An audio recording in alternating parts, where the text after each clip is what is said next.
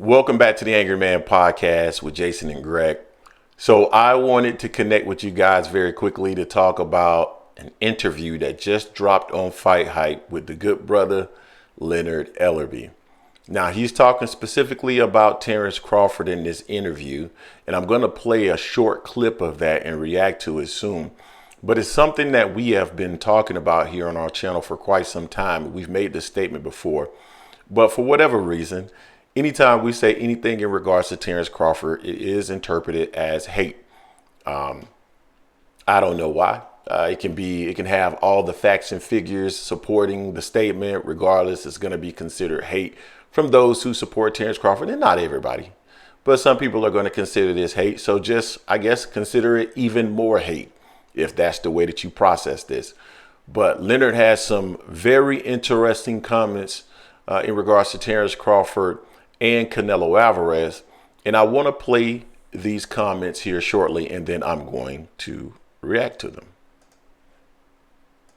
Is the fight with Crawford more of a crossover fight than Benavidez in terms of mainstream? No, no. I know the numbers. I know the business. No, it's not. I'm not trying to contradict. It has nothing to do whether somebody deserves a fight or whether they should fight. We're just talking about the business. Yeah. The Benavidez Canelo fight and Crawford and Canelo is no comparison. I asked because I remember sometimes it's been said when it's a great Mexican fighter against a great Black American fighter, those two has nothing to do with Terence Crawford. We talking about the business. Yeah. We're just talking about the business, and Terence Crawford is the best fighter in the sport. I mean, he's proven that, but it has nothing to do with the business. You got to know what that means. You got to know what that means. It's like, for an example, Errol Spence and Terence Crawford, two tremendous fighters. Everybody know Errol's my guy. But the biggest fight in boxing all along was Tank and Ryan. Their fight was the most talked about fight in the last 6 or 7 years. Two young undefeated guys in their prime.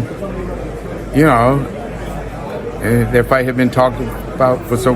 But the business says something else. That fight did half of what Tank's fight did, and their fight did very well. You know.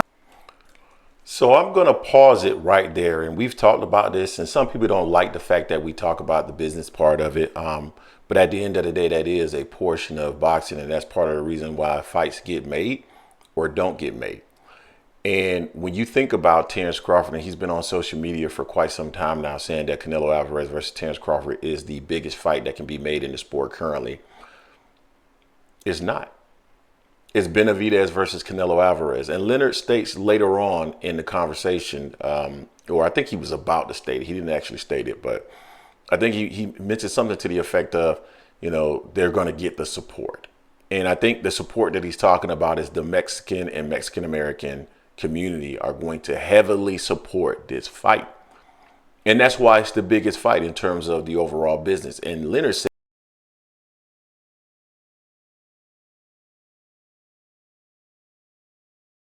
let's really think about that for a second. Leonard said that it's not even close. That Terence Crawford versus Canelo Alvarez, when you compare it to Canelo Alvarez versus David Benavidez, not even close. And this is coming from somebody who is on the business side of things. Doesn't have a horse in the race. He's not a Terence Crawford fan or a David Benavidez fan or Canelo Alvarez fan. Being associated with the PBC, he stands to benefit from whichever fight sells the most, right? If, we know Mayweather Promotion and PBC, they're lockstep. So he doesn't have a preference for which fight happens. They want to see the fight that happens that makes the most business sense, because it's going to line their pockets with the most money. It's going to line everybody's pocket with the most money. And when we've said this in the past, it's never been any shade towards Terence Crawford. People think we don't like Terence Crawford. I actually want Terence Crawford to win if he fights Canelo Alvarez. I don't want to see Terence Crawford lose to Canelo whatsoever. I just never thought that it would make sense for him to get the opportunity ahead of David Benavidez Number one, because David's in the weight class, but just number two, I always thought the business portion of it was just, it didn't make a whole lot of sense to me with the Mexican community, the Mexican American community. But not only that, we've said consistently on here that we've seen, or we have our own stats, right? We know what names drive traffic, at least to our channels, and we know what names do not drive traffic to our channel. We know what names drive the most traffic to our channel. And a lot of people have stated that we built our channel based off of Terence Crawford, and that is factually false. You know, we could actually show you our stats to see where we gained the most views. And it's definitely not Terence Crawford's name. There's actually a few names that get a little bit more traction than Terence Crawford's name. And those are some of the stats that I've relied on. Like right now, the stats would suggest to me that Terence Crawford is on par with where Errol Spence was prior to the fight, which would not make him the star that some people think he is, which would mean that, you know, if Canelo Alvarez is taking that fight, he's taking it for a very specific reason.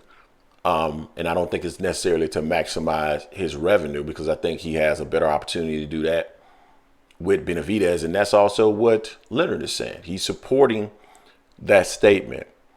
Will Terence get the fight? I think there is a possibility that Crawford may get the fight.